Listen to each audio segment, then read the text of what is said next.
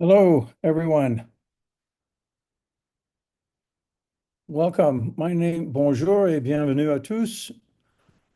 My name is Russell Kelly. It's my pleasure to introduce you today's program about the magnificent Chartres Cathedral, part of our series of Zoom lectures about the history and heritage of France.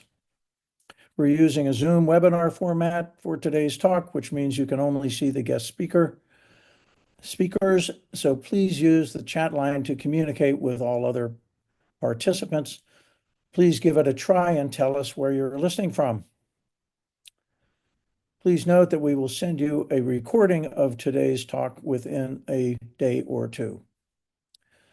This program is presented by the Alliance Française Miami Metro and the Alliance Française de Chicago in partnership with American Friends of Chartres, with communication support from the Federation of Alliance Française USA. American Friends of Chartres is a 501c3 nonprofit organization based in Washington, D.C., whose mission is to raise awareness in the United States about the unique history, architecture, and artworks of Chartres Cathedral. American Friends of Chartres raises funds to finance the restoration of the magnificent stained glass windows and sculptures of Chartres Cathedral, and seeks to establish educational exchange programs in the field of historic glass to strengthen ties between the American and French cultural communities and to enhance relations between the United States and France. We've heard a lot about the Cathedral of Notre-Dame de Paris ever since the catastrophic fire of April 15th, 2019. Chartres Cathedral belongs in the same pantheon of great French Gothic cathedrals. The construction of Notre-Dame de Paris began in 1163 and ended 182 years later in 1345. By contrast, the construction of Chartres Cathedral in the Gothic style started 30 years after Notre-Dame de Paris in 1193 and was completed by 1220, a record time of only 26 years, which accounts for its exceptional unity of style. Chartres Cathedral is higher and wider than Notre-Dame de Paris. Its transept is longer than Notre-Dame de Paris. And Chartres has the most medieval stained glass window of any church in France, whereas Notre-Dame de Paris lost most of its original stained glass due to changing styles. And Chartres still has its original labyrinth. Today, we will start with a video of a presentation about Chartres Cathedral that was recorded last year as part of the 1,000-year Jubilee of Chartres Cathedral. The recording is by Anne Embs, Curator of Cultural Heritage at the French Ministry of Culture. Madame Embs holds a graduate degree in art history and museology from the École du Louvre and a Bachelor of Arts in History from the University of Paris 4, specializing in medieval and Renaissance sculpture.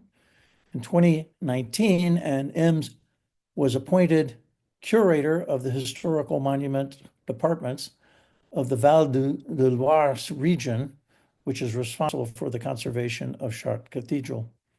Her talk is given in French, but has been expertly translated into English. After the video, we will have a live question and answer session with Dominique Lallement, president of American Friends of Chartres, and Ellen Shortell, professor of art history, Emerita at the Massachusetts College of Art and Design. Please use the Q&A icon at the bottom of your screen to ask any questions you may have, which will be answered by our two panelists after the video.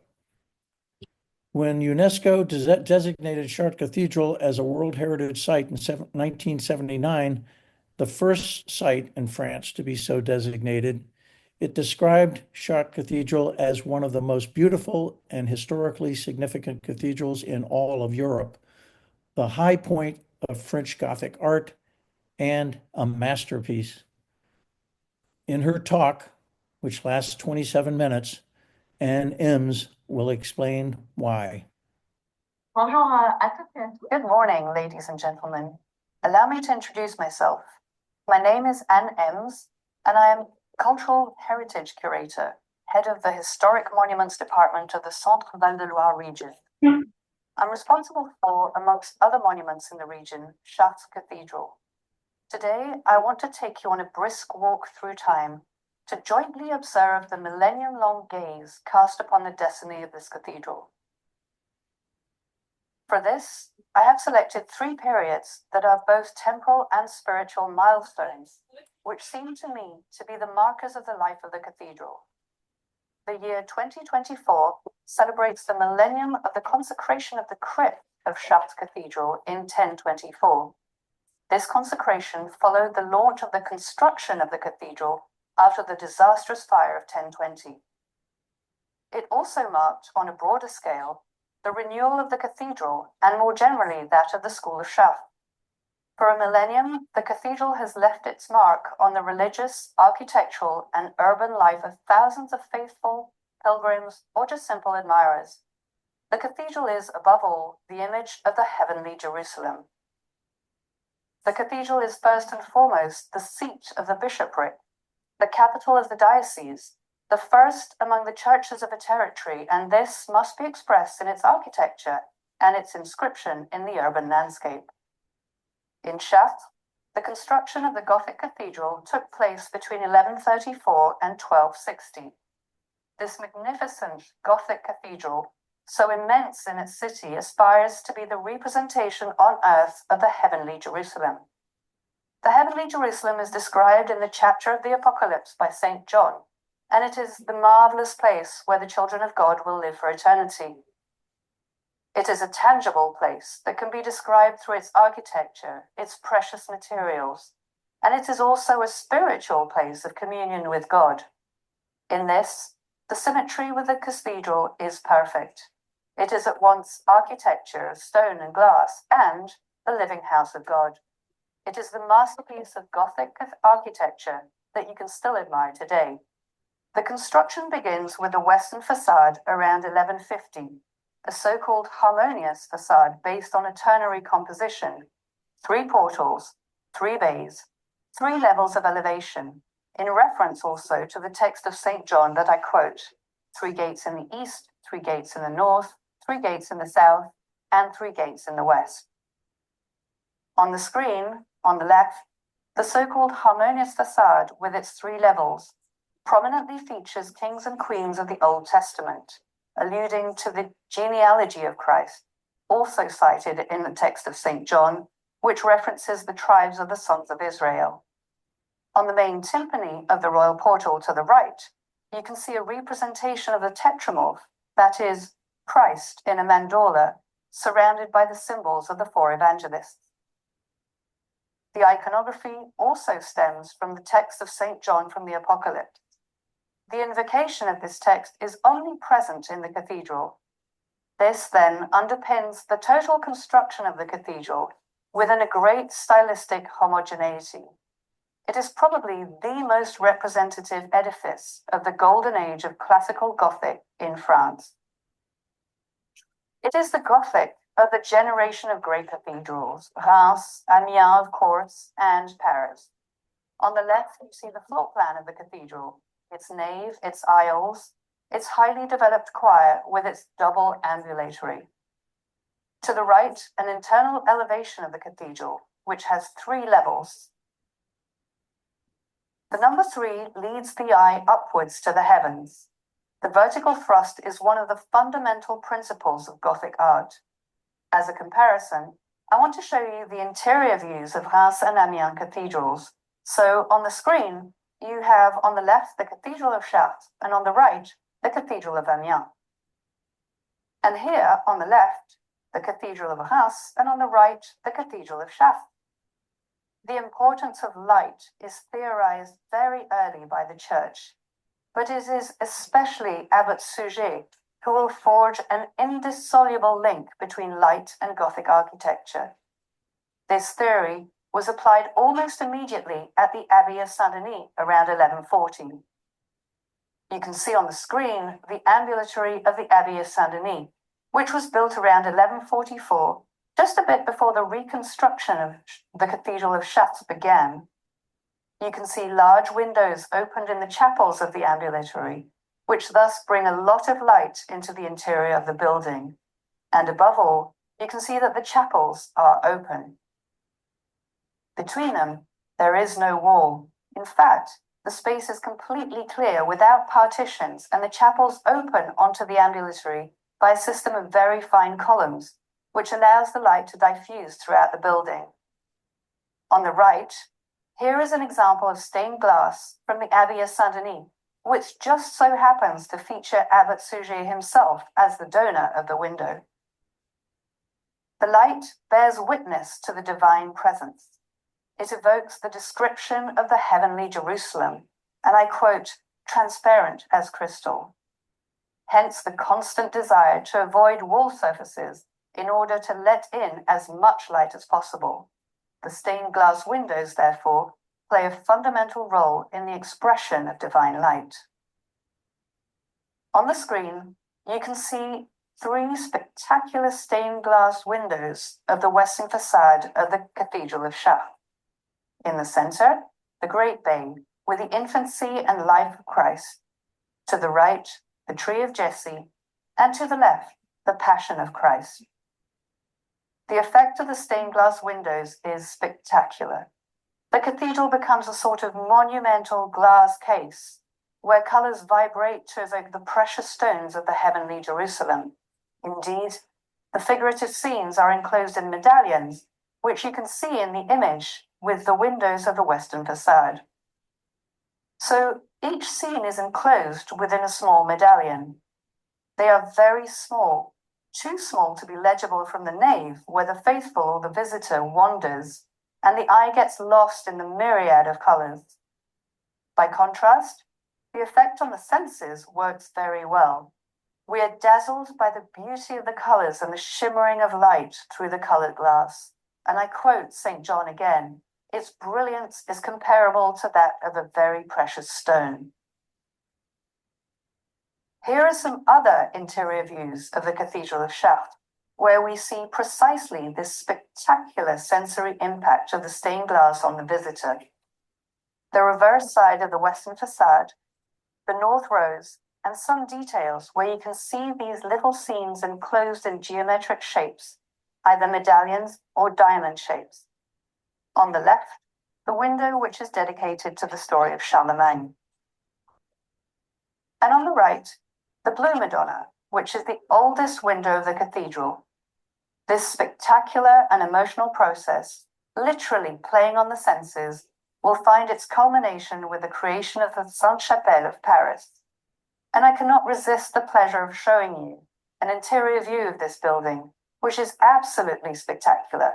A building almost entirely made of glass windows, where the walls have disappeared in favor of the colored stained glass. At the Sainte-Chapelle, these windows are dedicated to the Old Testament and the life of saints. An ideal city, a very colorful one. The cathedral shines as much as a precious stone, as crystalline as jasper. And again, I quote St. John. He speaks of sapphire, chalcedonies, emeralds, sardonyx, carnelians, amethysts, and I could go on. As many precious stones mentioned in the text, which echo the glass of the bays. He describes the brightness, transparency, beauty, and light everywhere. Let me show you some details of the bays of the cathedral, where you really see this shimmering of colors with the Tree of Jesse and the Passion of Christ, the back of the facade. The heavenly Jerusalem is the house of the assembly of the faithful, that is to say, the ecclesia. Thus, architecture, sculptures, stained glass windows, art objects, all contribute together to the representation of the heavenly Jerusalem. The contemplation of real light elevates one towards the divine light. The cathedral is the image of the celestial city. But it is not just the reflection of divine light, it is also this cathedral, inscribed in its time, sometimes the victim of earthly vicissitudes. From the 18th century onwards, it has known a series of attacks on its integrity, and it is this succession of attacks that will gradually raise awareness of cultural heritage conservation. In 1763, the medieval rood screen was demolished. On the screen, you can see two engravings that still depict this rood screen built in the 13th century. Part of the reliefs are buried in the cathedral, which was a traditional custom whereby objects or statues, sometimes destroyed or broken, were buried in the ground of the building. This demolition of the rood screen is the first serious damage to the perception of the medieval cathedral. Even today, we try to understand where and how the rood screen was placed and how it functioned in relation to the entire choir. It is a subject of both historical and archaeological research. Here on the screen, you can see an attempt to reconstitute the rood screen. It is a working document made by the chief architect of historical monuments, Jean Manoury, in the 1950s. It is a relief that comes from the rood screen, and you recognize the nativity scene. The reliefs have been well preserved. Those that have come to us have been buried and are thus still relatively well preserved and not too damaged or altered. These are reliefs with significant dimensions that will be presented in the treasure of the Cathedral of Chartres. In 1766-1767, the choir of the cathedral was completely transformed under the impetus of the architect Victor Louis. The purpose was about both replacing the rood screen that had disappeared by constructing a new one, but also completely remaking the decor in a totally different style. It is a decor of marble and stucco bas-relief that were put in place in a Rococo style, which, as you can imagine and can see today, completely contrasts with the rest of the building. The installation of this decor significantly modified the choir enclosure, which dates from the 15th and 16th centuries.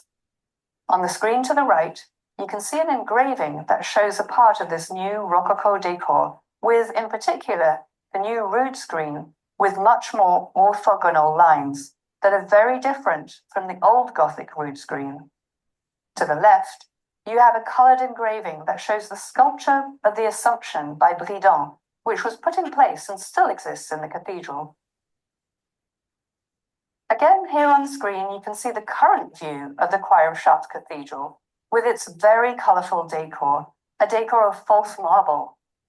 You also see the sculpture of the Assumption at the back of the choir, which cohabits with the Gothic elevation just above it. The installation of this new decor will irreversibly change the relationship between the choir enclosure and the choir itself. As a matter of fact, the scenes in high relief placed on the choir enclosure were positioned on a clear story. So there was a transparency effect with the choir that you can see on the left in a draft document, representing a hypothesis of reconstitution of the choir screen. This transparency will be definitively lost. During the French Revolution, a part of the treasury was destroyed. The Our Lady of the Underground, an object of veneration for centuries, was also destroyed. Strangely, the sculpted decor of the western exterior portals was spared. In 1836, the medieval timber framework caught fire and disappeared in flames. It was a construction incident where the carelessness of workers caused the fire. This fire is well documented, both by written sources and notably in the press, but also in graphic documents. On the screen, you can see a painting depicting the cathedral on fire, an image that sends us back to a sadly famous current event. On the right, you see an engraving from the press with firefighters in action and the engagement of the prefect, Gabriel Delessert, highlighted. You can see the prefect on the top left of the image. He's the one with an outstretched arm giving orders. In the next images, you can see the cathedral depicted without its timber framework and roof. These images also remind us of the recent ones of Notre-Dame de Paris prior to the reconstruction of its framework and roof. On the right, you have working documents for the rebuilding of the new framework. So this new framework, which I show you now, and which is presently in place, was constructed using new techniques. 600 tons of cast and wrought iron techniques and materials believed to be more fire resistant. In reality, this isn't completely accurate, but that was the perception at the time concerning the roof. The roof itself is clad in copper plates, which lends this very particular hue to the structure. And as you can observe in the two following images, this bright copper color has, in essence, become a characteristic identifier of the cathedral. The cathedral thus kept pace with its times and embraced innovative technologies. During the Second World War, the cathedral fortuitously avoided extensive destruction. However, the stained glass windows as a precaution were taken down. Temporary enclosures were erected in their stead, but they did not survive. Consequently, snow was able to enter freely into the cathedral, allowing for the capture of these extraordinary photographs. On the screen, you can see several black and white photographs showing the choir of Chartres Cathedral completely covered in snow. There are also interior views from the nave to the choir, all the furniture blanketed with snow, capturing a completely improbable and remarkable scene.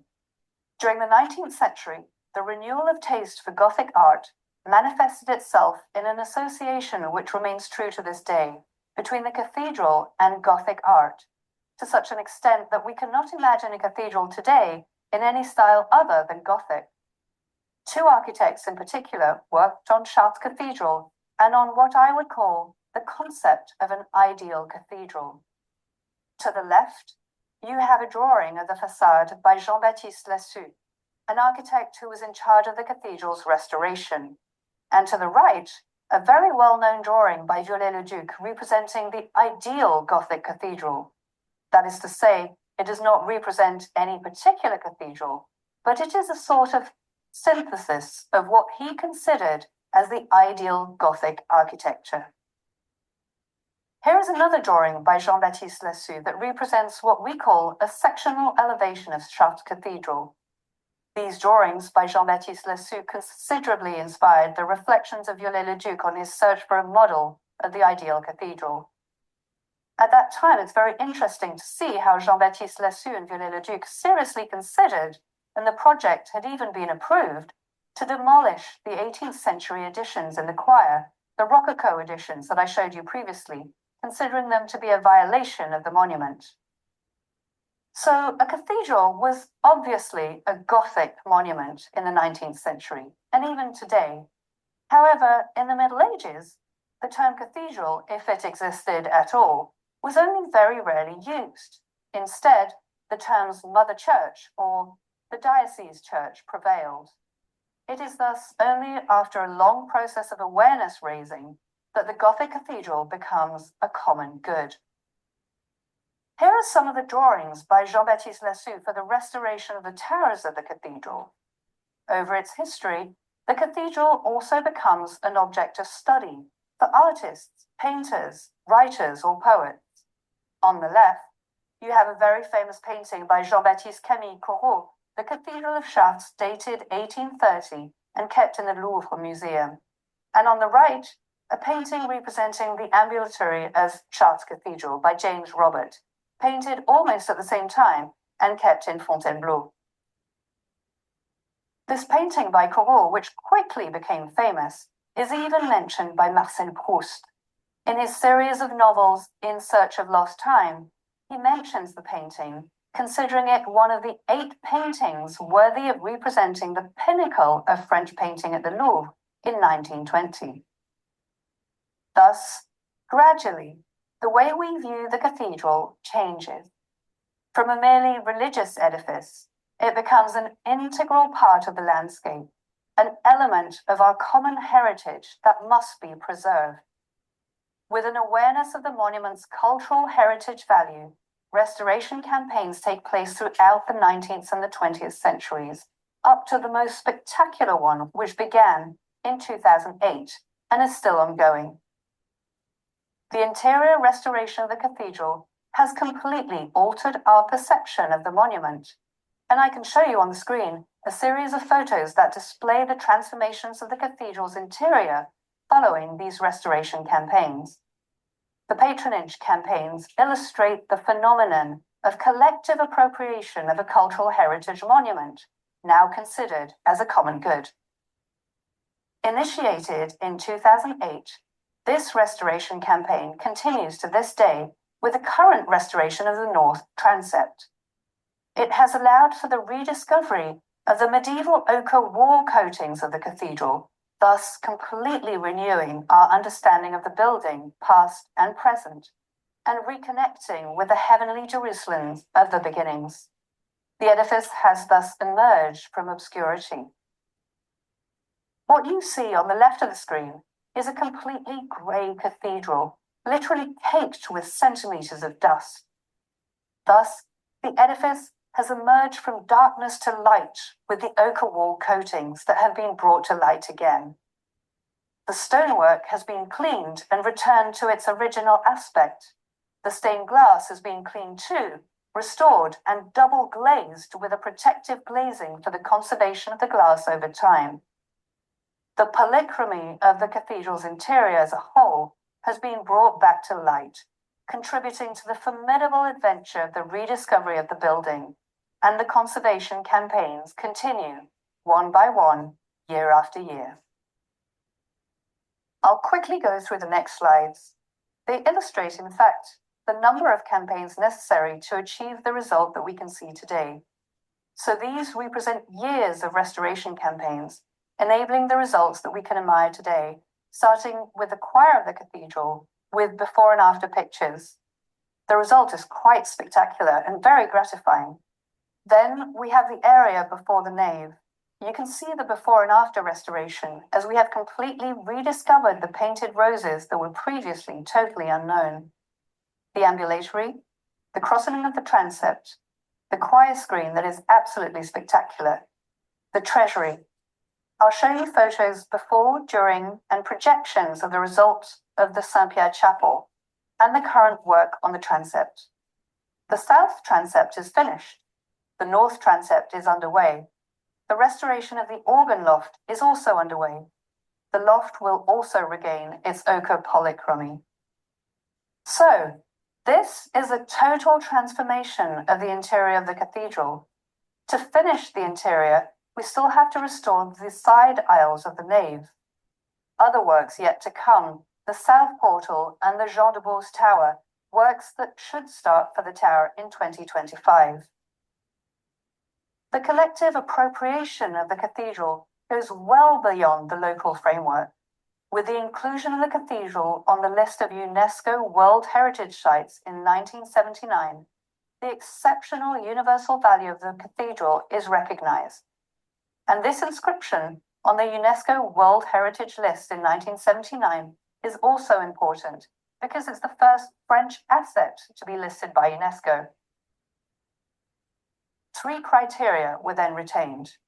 First, to represent a masterpiece of human creative genius, and I quote the UNESCO dossier, constructed rather quickly and almost in one swoop, the Cathedral of Chartres constitutes, by the unity of its architecture and its decoration, the total and complete expression of one of the most unanimous aspects of the Christian Middle Ages.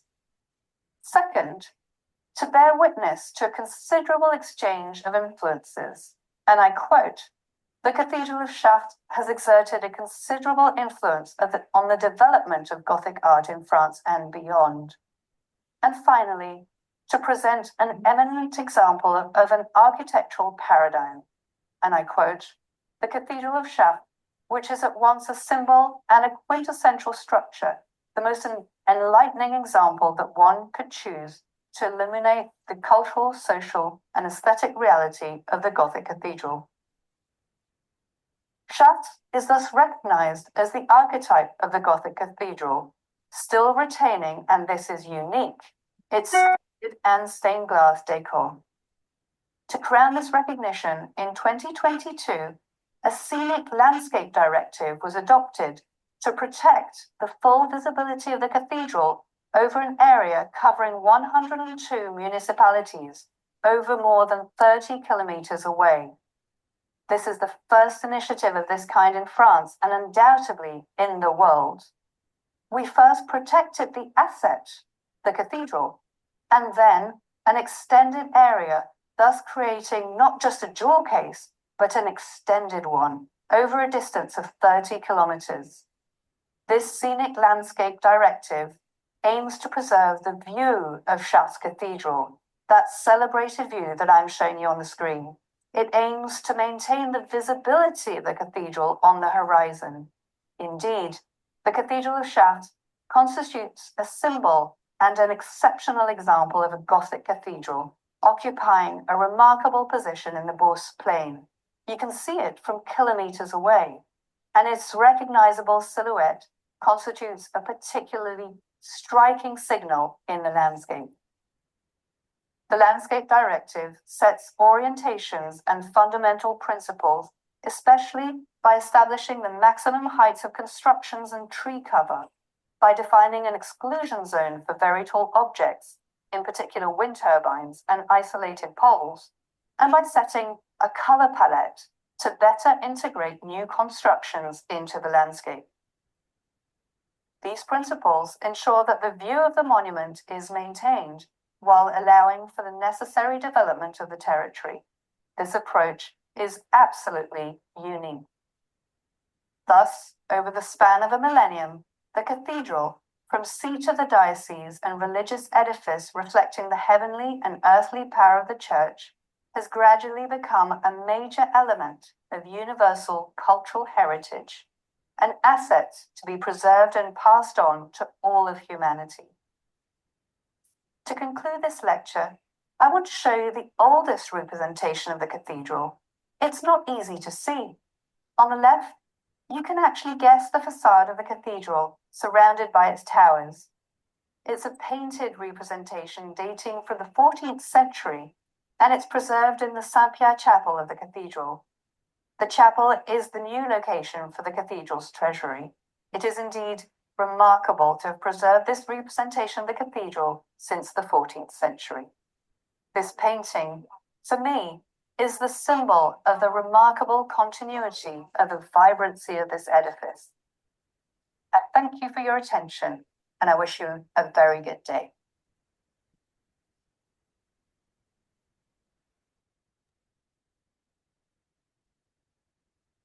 Thank you, Ann Embs. And now we will move on to the live Q&A portion of today's event. And it's my pleasure to introduce our two panelists who will answer the questions that you have about Ann Embs' talk. And I remind you to please use the Q&A function button at the bottom of your screens to pose your questions. Let me introduce Dominique Lallement, who is an economist with a master's degree in public affairs from Princeton University and over 45 years experience in international development, primarily at the World Bank.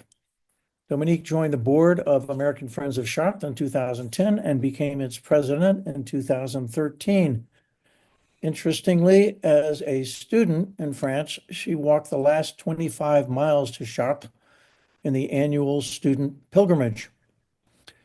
And she is joined by Professor Ellen Shortell, who is a historian of medieval and early modern art with a focus on Gothic architecture and stained glass. She's professor of art history emerita at the Massachusetts College of Art and Design and holds a master's degree from Tufts and a PhD from Columbia University. So thank you for joining us. We've got a couple basic questions for you just to set the stage here. In her talk, Ann Embs said that she was giving the talk in her capacity as cultural heritage curator of the Regional Directorate of Cultural Affairs of the Centre-Val de Loire region in Orléans. And in that capacity, she was responsible for the Chartres Cathedral, among other monuments in the region. Would you please explain why the French state and not the Catholic Church is responsible for Chartres Cathedral? I think I'll take that question, Russell. I'm glad that your question was not to explain the position of all the levels of responsibilities within the French state, because that would have been an enormous challenge.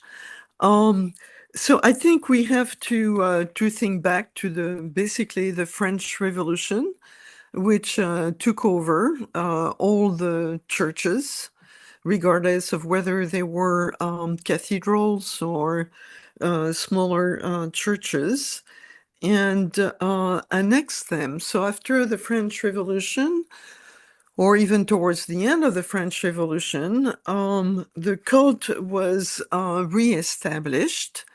But it's really not until there was first the concordat between Napoleon and the Pope to try to reconcile the state and the church in 1802, that more reflection was done on who would be responsible for these assets. All the monuments of the church.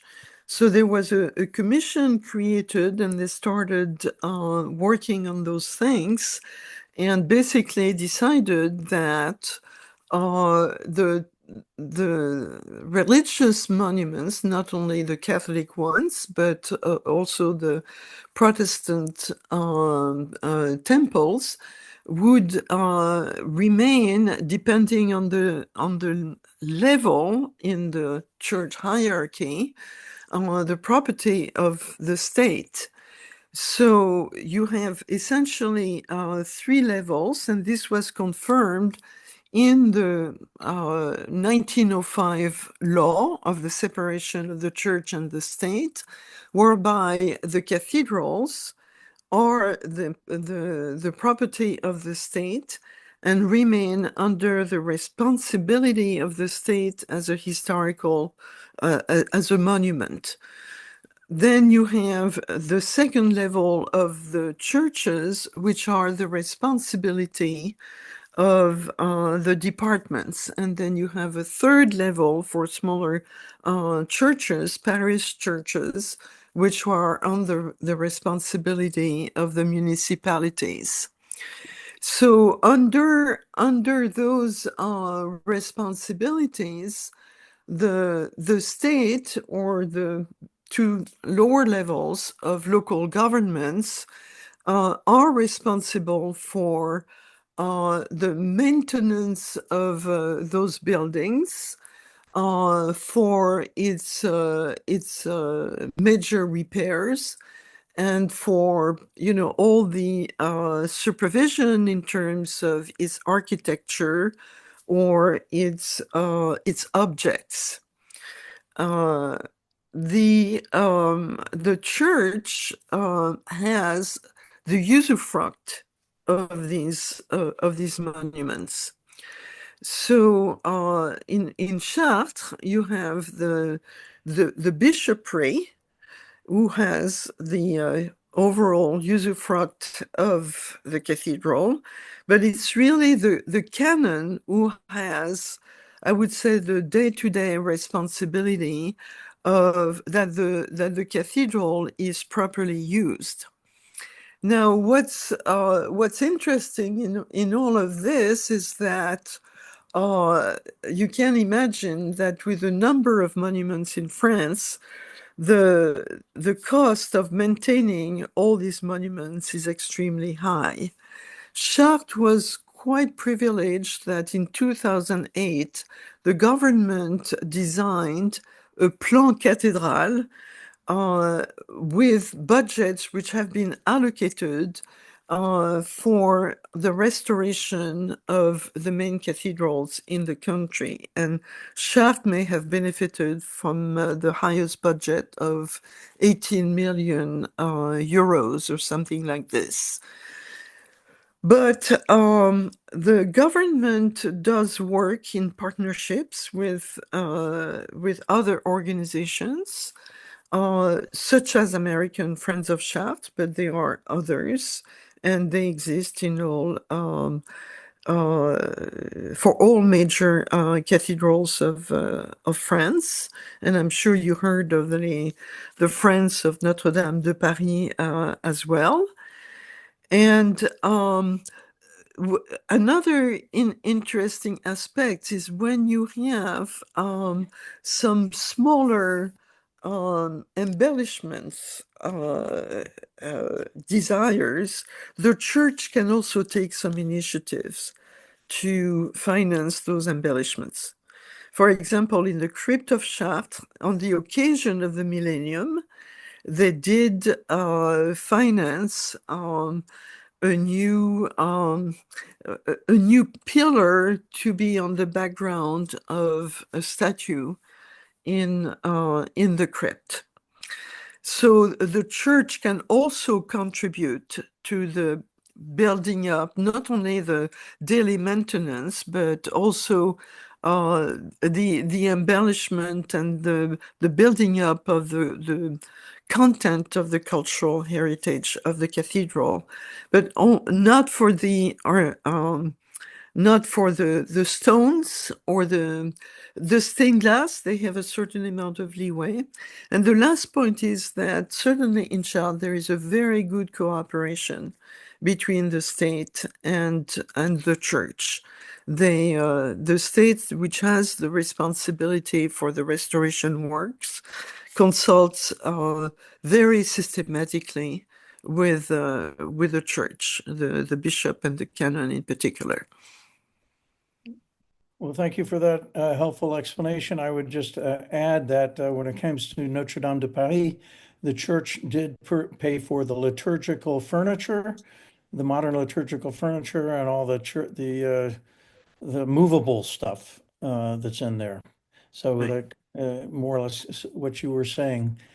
It's interesting on Em's presentation, the number of fires that punctuated the history of Chartres, which I guess is not unusual for all of these churches.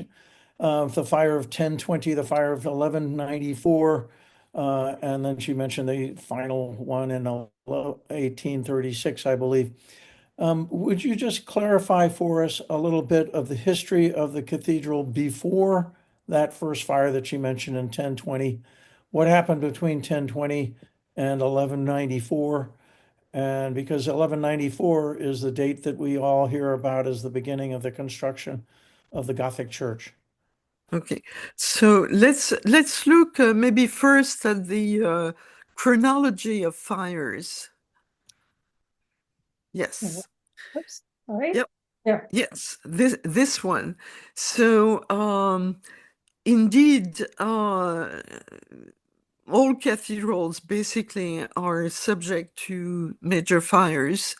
And on this slide, I did not even include some previous fires. You know, we date the first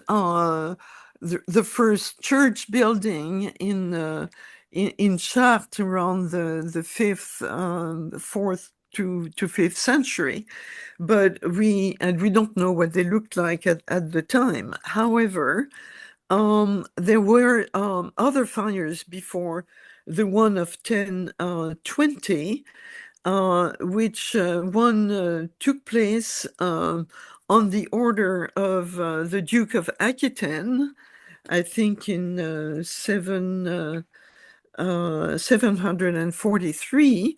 Then there was another one caused by the Danes who were invading the area, I think in 853.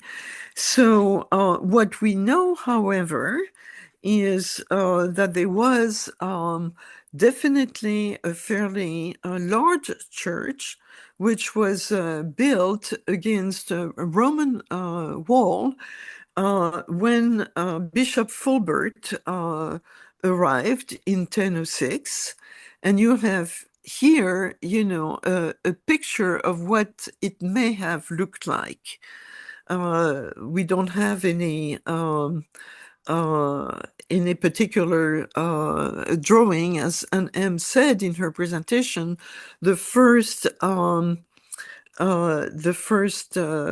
representation, or the oldest representation that we have of Chartres Cathedral, dates to the 14th century in the Saint-Pierre Chapel. So we know that there was this building, built between the 7th and 9th century when Fulbert arrived. So in 1020, that particular building burned. And what we have left of that church is actually what we see today in the St. Lubin crypt. And maybe, Helen, you can show that.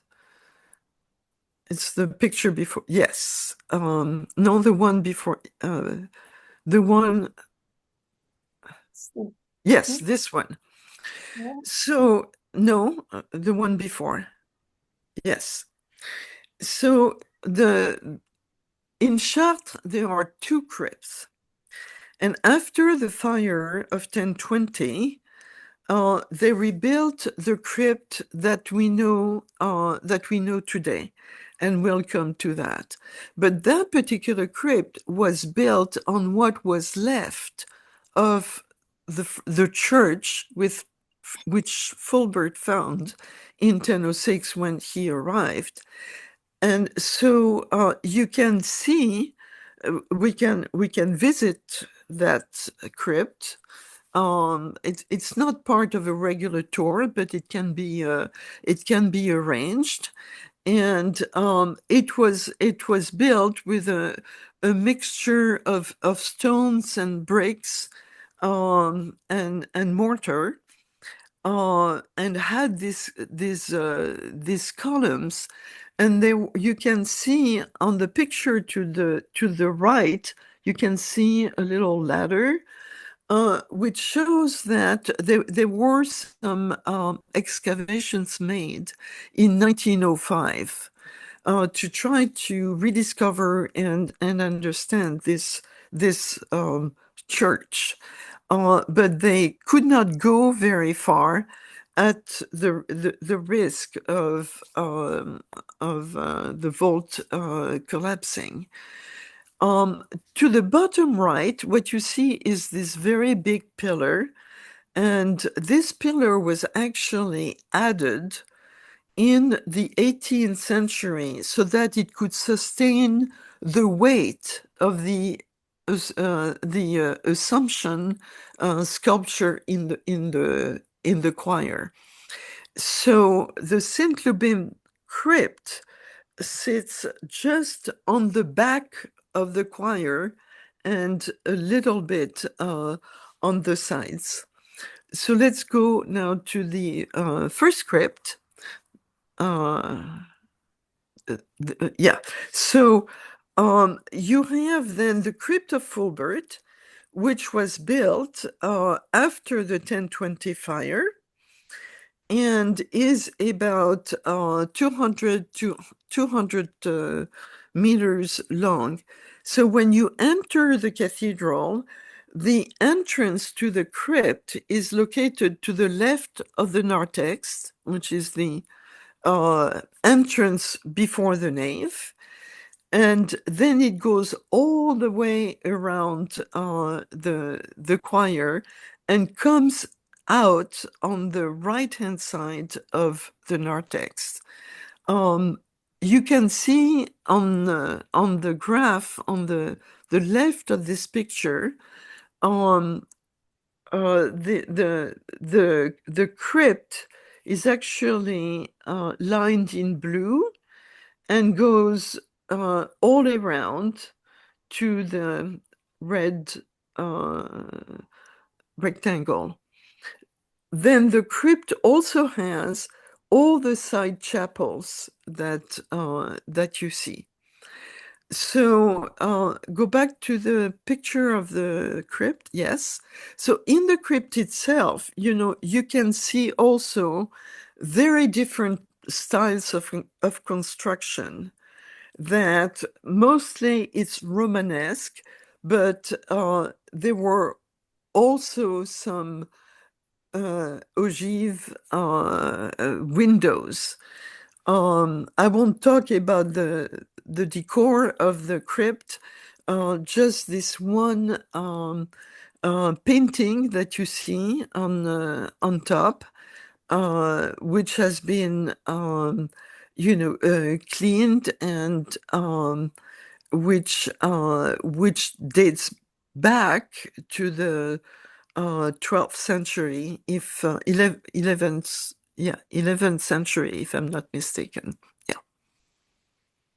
So maybe just to conclude, if we go to the maquettes, each time there was a fire, there was some improvements or changes made to the cathedral. So from the church of the 9th and 10th century, then when there was a fire in 1134, and then they built this first tower, the South Tower and steeple. And then you had the 1194 fire, and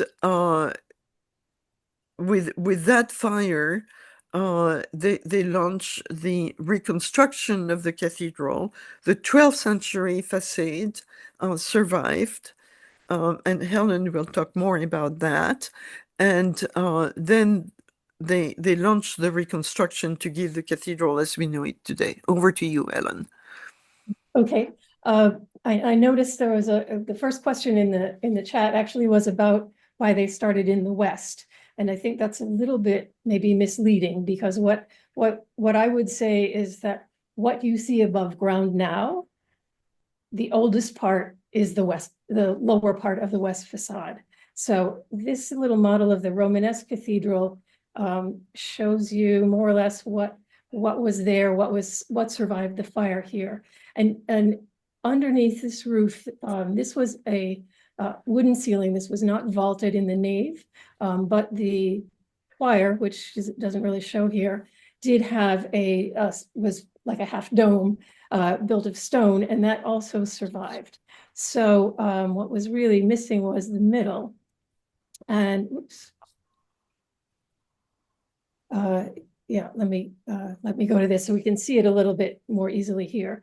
So this was the end of the construction of the Romanesque cathedral that was started after the 1134 fire.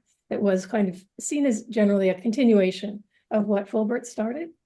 And so it's what you have from the 12th century is it ends right here in the center.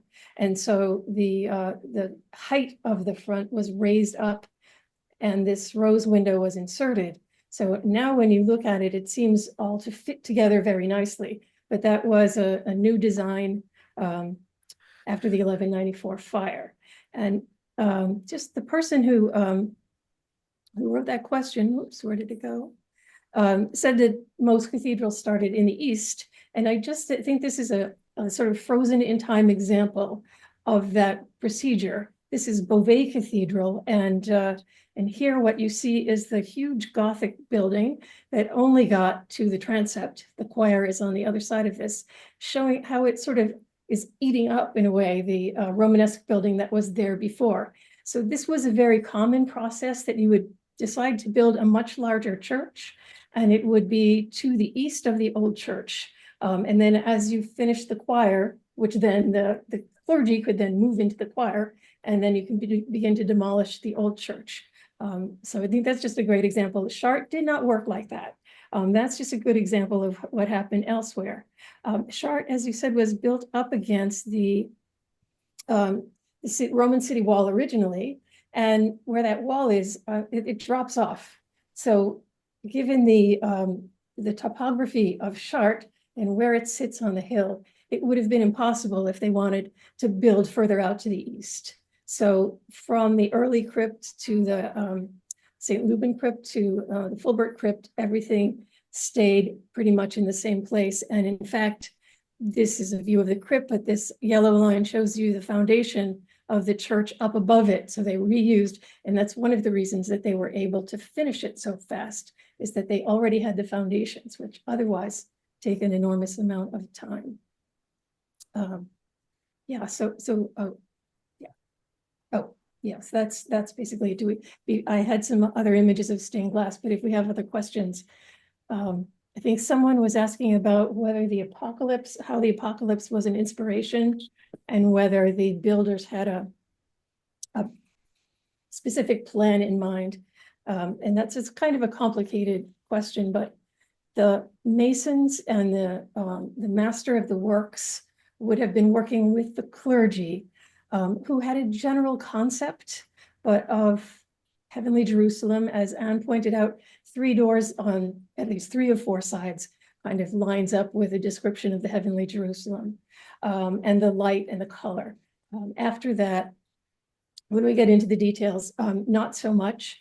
And the clergy would be familiar with the theories, while the people who are actually doing the building would know something about that, but are more focused on their individual tasks.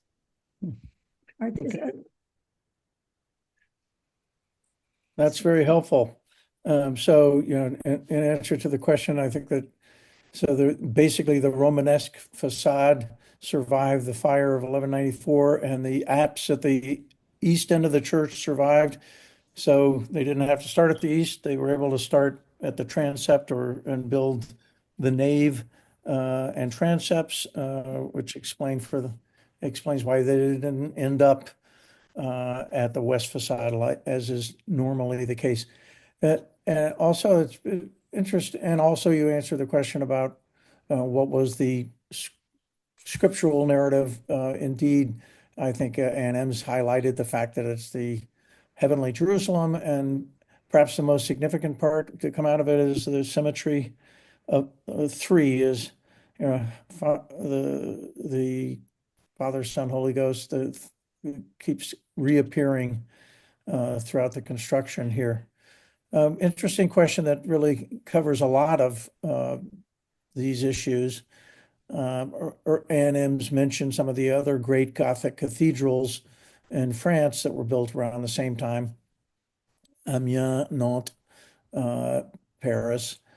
What, in your view, makes Chartres different and unique compared to its other great Gothic peers?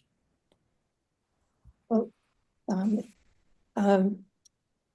I would say now that what makes it unique and different is how much of it has survived.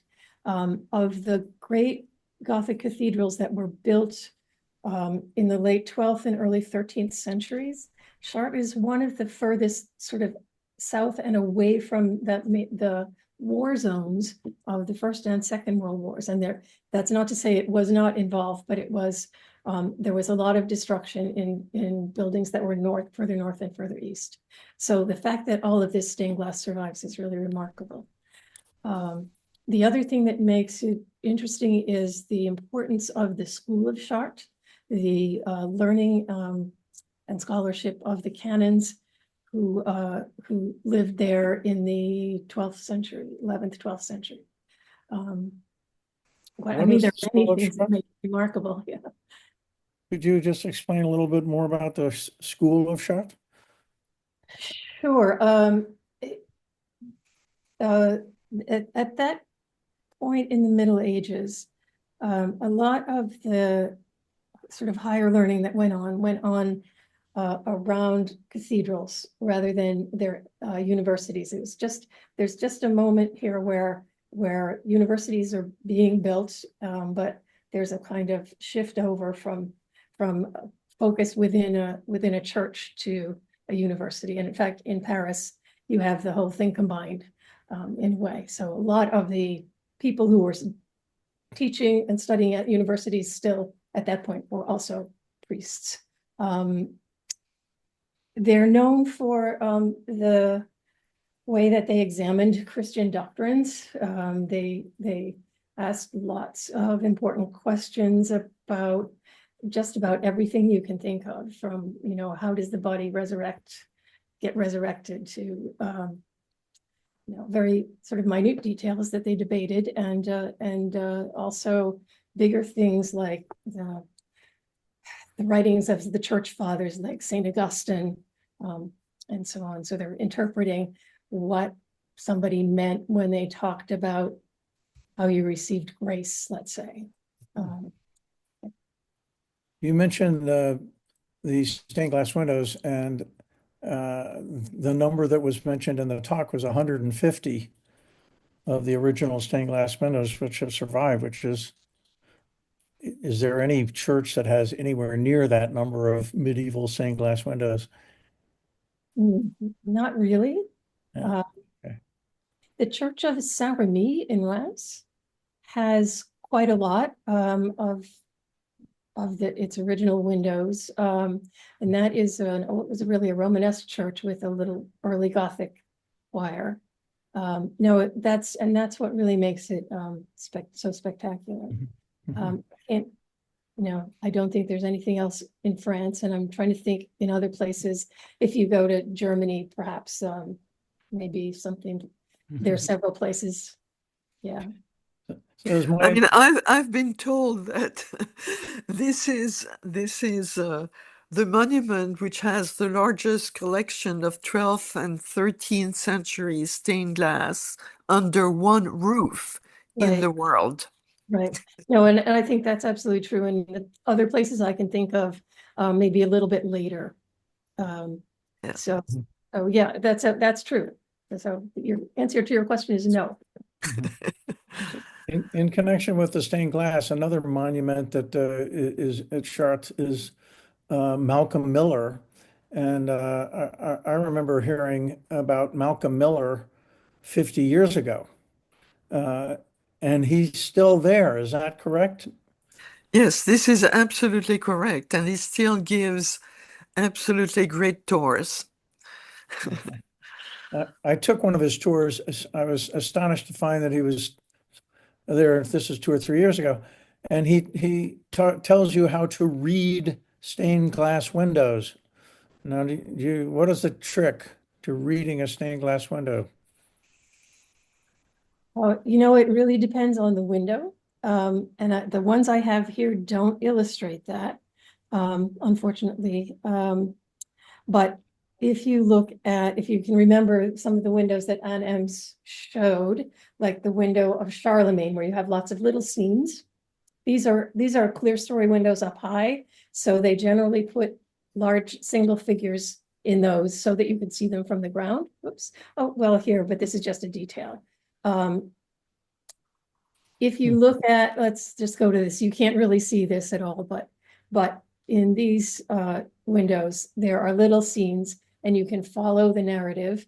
In this case, usually it starts at the bottom left and moves up, sometimes, left to right, and sometimes weaving back and forth. In more complicated windows, which I'm sorry I don't have one of here, there may be a more complicated pattern, but it's basically starting at the bottom left most of the time. I do know of windows, and particularly a window of the infancy of Christ that goes upside down. So it starts with the Annunciation, and the idea of moving down from heaven, basically, and ends, continues on to the birth of Christ and beyond. There also, if you look at the other trick, if there's a trick, would be to look at the larger pieces. So there are often smaller decorative elements in the borders and in between the circles and so on. And if you look at the figures in those also, they're very often, they're like looking up to the next scene or pointing or giving you a little clue. So there's that. And it also just helps to know what the story is. So if you have your list of what saints are represented in which windows, that will also help. Another aspect that's fairly unique at Chartres is that it's got, I believe, the original labyrinth still there. Mhm. So could you, if that's correct, could you just explain what the purpose of the labyrinth, what it is, number one, and then what the purpose it served? Sure. I'm sorry, I don't have a picture of that because it's really quite spectacular to see. It's in the pavement of the nave and it takes up the whole width of the nave, alternating the sort of yellowish stones that are used for most of the floor with black to outline the labyrinth. We don't really know the whole story, but generally it's thought it's based on the labyrinth built by Daedalus in ancient Greek mythology to hold the Minotaur, who was a monster that ate sacrificial young people that were sent from Athens. So Daedalus built this maze to keep him in, and finally, the way to kill the monster was for him to go back through and sort of have a thread to follow to get all the way inside. And so when the monster was killed, that Greek mythology was interpreted by Christians as being Christ destroying evil. And so the center of the labyrinth you can think of as a sort of symbol of triumph of Christ over the devil or good over evil. The path, there's a lot of different interpretations of the path. Jill Joffrion, who is very much associated with this labyrinth, has written about it and talked about it quite a lot. People nowadays use it as a means of meditation to sort of follow the path of the labyrinth. And it's basically, it's sort of laid out in quadrants. So you start on one side and you go back and forth this way, and then you go over here and you go back and forth, and you go over here and you go back, and so it takes you, although it's just around in a circle, you go back and forth in the circle several times. And I can't remember exactly how long it is if you step the whole thing, but it takes a while. I can imagine. Yeah, I just want to mention that there is on the website of American Friends of Chartres, the recording of a talk that Jill Jeffrian gave in February, and it's extremely informative for those who want to pursue the subject further. Okay. One other thing I might say about the labyrinth is that we do know, at least in some places, we have documentation of how it was used at the time it was built by the clergy. And we know around Easter week, and this is, I want to tell you this because it's so different from what you think of what medieval clergy did. They had a ball and they stood around the labyrinth, and in different places they did it slightly differently, but they kind of did a little dance around the outside of the labyrinth and then moving through the labyrinth, tossing the ball back and forth to one another with the idea that they arrived in the center at where Christ was. But and the ball could represent all kinds of things, but we do know that they did that. So it's kind of shocking to people to hear. So so Chartres has been a destination for pilgrims forever, it seems. Yes. Why was it such a popular destination for pilgrimage? What is the student pilgrimage, and is it still going on? I think that's a good question, and the answer is yes. The student pilgrimage still goes on every year, and I've seen the beginning of the gathering of the students in Paris. As most people probably know, it's a national pilgrimage. So you start from the various parts of France, and then you congregate in Chartres. And everyone is supposed, or every group is supposed to have walked at least 40 kilometers, which I had the privilege to do when I was a student. And it's really quite magical because the land around the cathedral is very, very flat. And then as you get closer to the cathedral, you can see columns of students, arriving from absolutely every direction and converging on the cathedral. So the answer is yes. And of course, one major reason for the pilgrimage in Chartres was the relics. that that it has, in particular, the Veil of Mary, which was given to the canons of Chartres in 876, I think, by the grandson of Charlemagne, who himself had received it from the Empress Irene of Constantinople. Mhm. So we're just going to bring it to an end and just a couple more questions here. And Ems mentioned that there's been a new restoration program that's been underway, really successive campaigns since 2008. Two questions that arose. One is what's being restored at present, and what is the total cost of these restoration campaigns? Right. So they started in 2008, and the current campaign may come to an end by 2027, 2028. So right now, with respect to the interior of the cathedral, they have completed the restoration of the nave, of the south transept, of the choir, and of the north transept is just being finished. They are supposed to take down the scaffoldings before Easter. Next, they will do the aisles on each side of the nave, and that is supposed to start later this year and be completed by the end of 2027 or early 2028. Then there is another chapel called the Chapelle Vendôme, which is a 14th century chapel. And there is not yet a fixed schedule for that, nor the plans, but I assume it will follow the restoration of the aisles. They also completed the restoration of the St. Piat Chapel, which is on 2 levels. It's a 14th century addition to the cathedral, and it was closed for 25 years and was reopened in September of 2024 and harbors the treasury of the cathedral. And I think there was a question about, something special to visit in Chartres. Don't forget to visit the treasury. I think it's beautiful. The chapel itself is beautifully restored.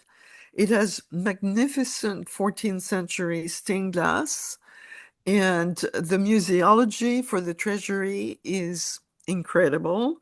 It includes at the lower level the statue columns, which were initially on the west portal. What you see now are actually some copies of those statues. They had been taken down because they were falling apart. And we're proud, we as American Friends of Chartres, that we financed the restoration of those statues, but they are so beautifully restored. And it also includes the scene of the Nativity from the choir screen, which Anne Embs showed in her presentation. So a lot of our viewers will be in Paris. What's the best way to get from Paris to Chartres to see the cathedral?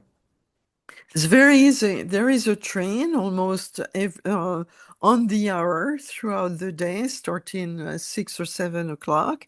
The train leaves from Montparnasse, Gare Montparnasse, at it's not on the hour, but it's like 8:08 or 9:08, and then 10:10. So you can choose the train that has less stops or more stops, and it takes between an hour and 15 minutes to an hour and a half maximum. And once you are at the train station in Chartres, you walk up to the cathedral. It's about 15 minutes of an enjoyable slow walk. Okay. Now, if some people are interested in visiting the cathedral, they can also write to us and we can put them in touch with some good guides. And about once a year or twice a year, we organize a trip for donors and interested visitors to Chartres. Okay. Well, thank you very much for that clarification, Dominique Lallement, and also thank you to Ellen Shortell for answering our questions. More information about the American Friends of Chartres is available by clicking on the link that is in the chat line there. And I also want to thank Ann Embs in absentia for her excellent talk, and to everyone who's attending out there. And we look forward to seeing you again at future lectures in our History and Heritage series. Au revoir. Thank you. Thank you.